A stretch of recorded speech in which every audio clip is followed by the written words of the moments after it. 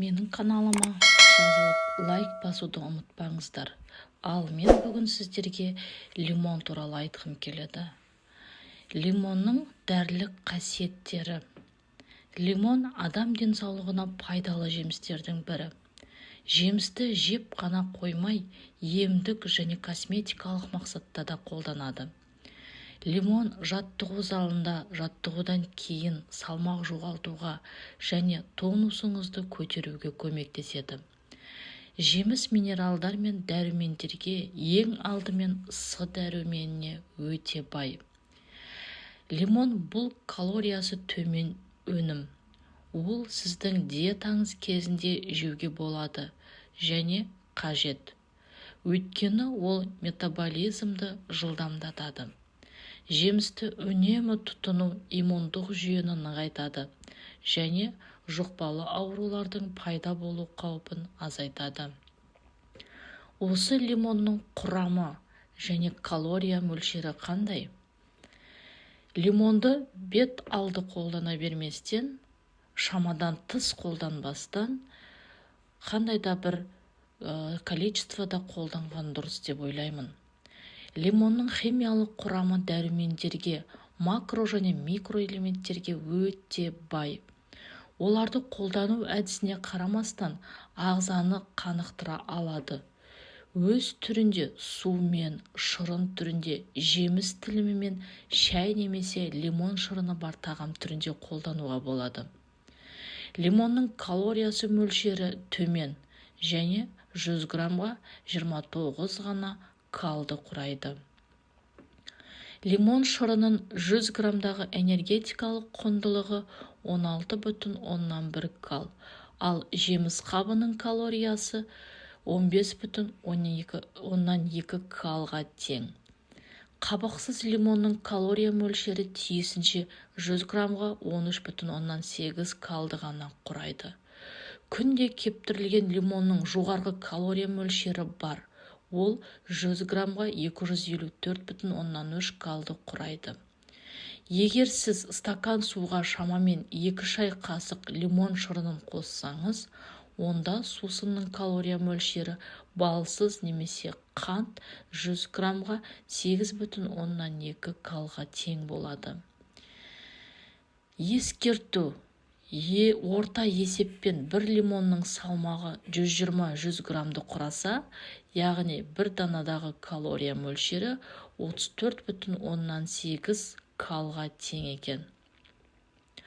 Осы лимонның 100 грамдағы тағамдық құндылығы: көмірсулар 2,9 грамм, ақуыздар 0,9 грамм, майлар 0,1 грамм, су 87,7 грамм, органикалық қышқылдар 5,8 грамм, күл 0,5 грамм.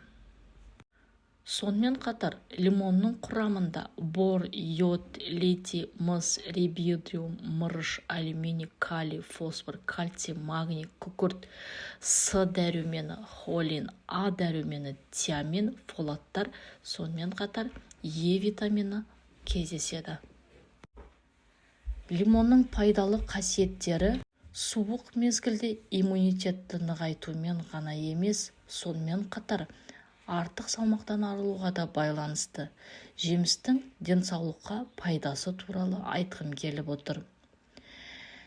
Лимон ең алдымен тағамның құрамдас бөлігі ретінде қолданылады. Бұл ағзаның өнімнің құрамына кіретін дәрумендер мен қанықтандыру үшін өте пайдалы. Сонымен қатар, жеміс лейкоциттердің өндірісін ынталандырады.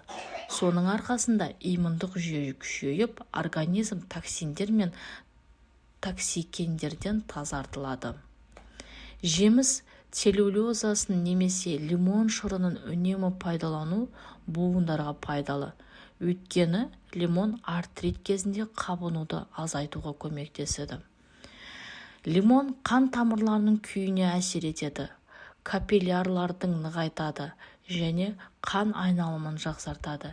Нәтижесінде қысым төмендейді және варикозды веналардың даму қаупі төмендейді.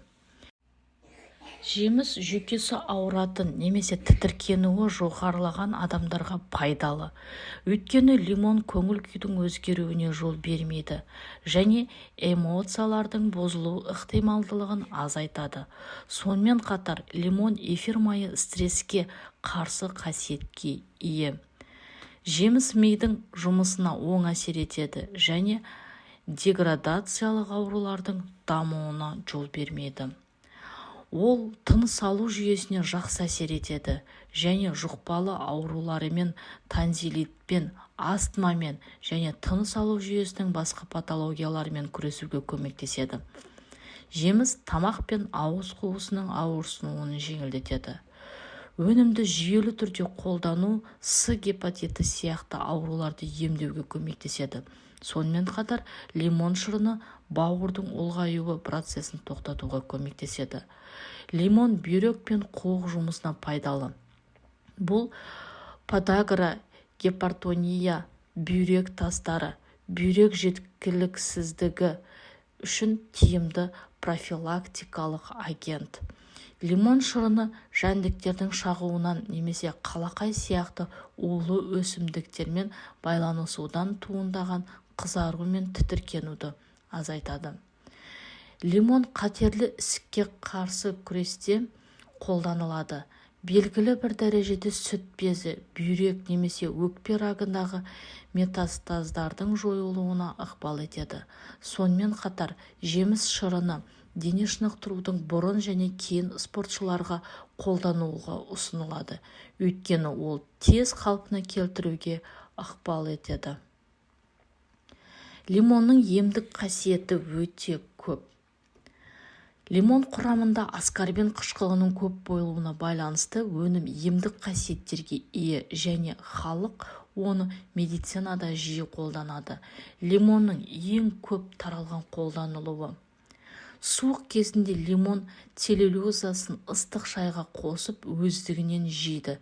Лимонды қолданған жағдайда ыстық сұйықтықпен бірге ағзаға инфекциялық аурулармен күресуге көмектесетін А және С дәрумендері көбірек түседі. Лимон жапырақтарымен шай қайнатуға болады. Жемісті жүйелі түрде тұтыну ас қорыту жүйесін қалыпқа келтіреді және өнімде талшықтың болуына байланысты іш қатуды жеңілдетеді. Іш қатуды емдеу кезінде массаж лимон эфир майын қолдану арқылы тағайындалады. Өнім қан қысымын қалыпқа келтіруге көмектеседі. Лимонның құрамына кіретін қандағы темірдің арқасында қызыл қан жасушаларының пайда болу процесін жеделдетеді. Сондықтан жемістерді анемиямен ауыратын адамдарға диетаға қосу ұсынылады. Қабынуға қарсы қасиеттерінің арқасында жеміс жұлдыруды емдеуге тиімді. Лимонға өз түрінде тамақтануға да, тамақты лимон шырынының шаюға да кеңес беріледі. Лимонды арықтау кезінде де қолдануға болады. Арықтағысы келетіндерге бөлме температурасындағы суды таңертең аш қарынға түнде және ұйқыдан 1 сағат бұрын бірнеше ас қасық лимон шырынын қосып ішу ұсынылады. Таңертең осындай сусынға жарты шай қасық табиғи бал қосып пайдалануға да болады. Сұлуларымыз үшін косметика ретінде кеңінен қолдануға болады. Шашты кокос майымен араластырылған лимон шырынын мен босатуға, яғни қатып қалған болса босатуға болады. Лимон бет пен дененің сепкілдерін, сондай-ақ қартаю дақтарын кетіруге көмектеседі. Бұны істеу үшін мақта жастықшасын лимон шырынын сіңіріп, терінің тиісті жерлеріне жаңыз. Лимон шырыны қайызғақты бас терісінен массаж жасау арқылы жеңілдетеді.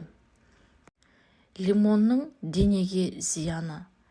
Жемісті мына жағдайда қолдануға қарсы көрсеткіштерді айтып кетейін. Асқазан жарасы немесе ас қорыту жолындағы кез келген қабыну процесінде лимонды мүлдем қолданбаңыз. Сонымен қатар гастрит, панкреатит, бүйрек ауыры және жеке төзімсіздік. Яғни давленияңыз жоғары немесе давленияңыз төмен болатын болса, мүлдем лимонды қолдануға болмайды. Сұйытылмаған лимон шырынын ішу ұсынылмайды. Өйткені сусын қышқыл және асқазанға зиян. Ас қорыту жолымен проблемалар туындаған кезде, сонымен қатар асқазанға лимон қосылған су ішуге мүлдем болмайды. Пайдасы мен зияны қатар жүретін бұл лимонды жиі қолдануды ұсынамын. Видеом ұнаса лайк және комментарий қалдырыңыздар. Сұрақтарыңыз болса жаза кетіңіздер.